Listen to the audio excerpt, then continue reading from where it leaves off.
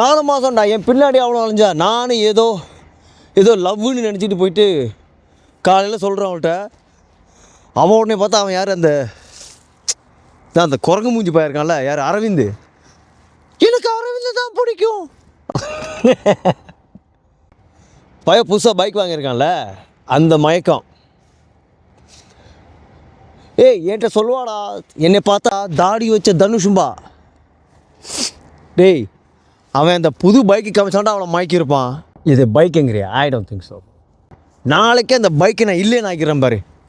அதுக்கப்புறம் எப்படி அவளை கூட்டிகிட்டு சுற்றுவான்னு பார்ப்போம். நீ எப்படி பேசுகிற பற்றியா? இதுக்கு பேர் தான் லவ்வா?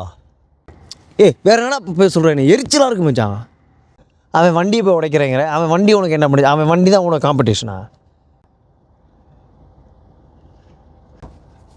மச்சா, நான் ஒன்று சொல்கிறேன் கேளு. உனக்கு போதுமே, சான்ஸ் கிடைச்சா உடனே திருக்குறள் சொல்ல வந்துடும் நீ. ஆமாம், நீ தான் சுச்சுவேஷன் க்ரியேட் பண்ணி கொடுக்குற. ஸோ நீ தான் கேட்டாகணும். சொல்கிறா, கேட்போம். காமம் வெகுளி மயக்கம் இவ்முன்றன் நாமம் கெடக்கெடும் நோய். ஸோ அதனால் இந்த காமம், வெகுளி, மயக்கம் இதெல்லாம் தான் ஒரு மனுஷனுடைய வாழ்க்கையை கெடுக்கும்.